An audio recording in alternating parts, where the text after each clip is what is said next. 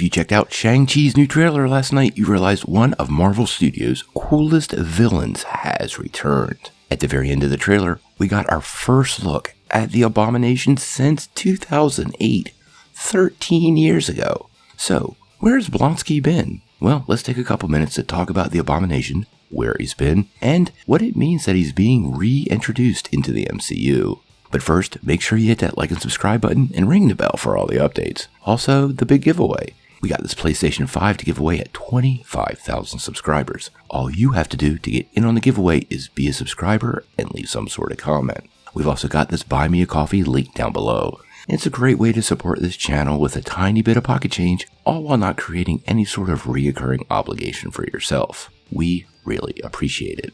Well, last night we were treated to a new trailer for Shang-Chi, and there is so much to talk about there. But probably the biggest reveal was the little tidbit they saved to the end. Now, at the very end of the trailer, we got a preview of a match, which basically confirms this is a tournament film. But the participants in the match was the highlight. We got a quick glimpse of Wong from Doctor Strange fighting the Abomination. And it wasn't going so great for Wong. Now, we haven't seen the Abomination since the end of 2008's Incredible Hulk. Blonsky hasn't been around since Ed Norton was Bruce Banner. So, where has he been? Well, it turns out that's not too hard to figure out. Now, following the battle with the Hulk, the Abomination was taken into custody by the US government. Now, fans of the film didn't see where he went, but we found out on Agents of S.H.I.E.L.D. that after the Incredible Hulk, he was taken to Barrow, Alaska. Once he was there, he was put into a cryocell. Now, in the MCU, a cryocell has been used a couple of times on screen. Once by Bucky Barnes at the end of Civil War when he was in Wakanda and the Wakandans were working on reprogramming him.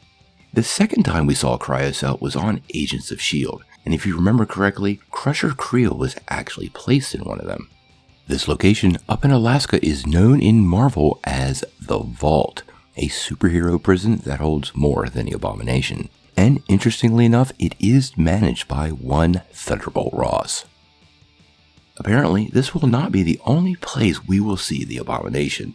He is also set to return in the She-Hulk, so this should tell us that Marvel has some pretty big plans for the character moving forward.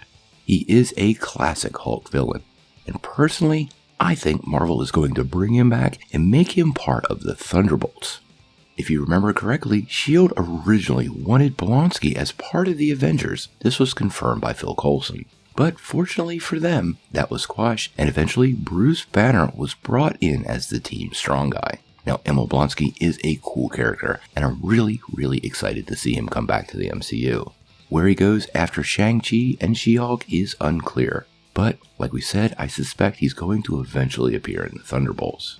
As for poor Wong, I don't think he stood a chance. The Abomination is technically stronger than the Hulk, and his little shield really did not do a lot to protect him. Hopefully, Wong survives this battle. Now, I'm pretty sure Wong survives the battle. We know he's making an appearance in Doctor Strange in the Multiverse of Madness, but I suspect there will be bruising. Sound off in the comments below. If you like this video, make sure you press like, click subscribe, and if you don't ring that bell, you're not getting any updates. Peace.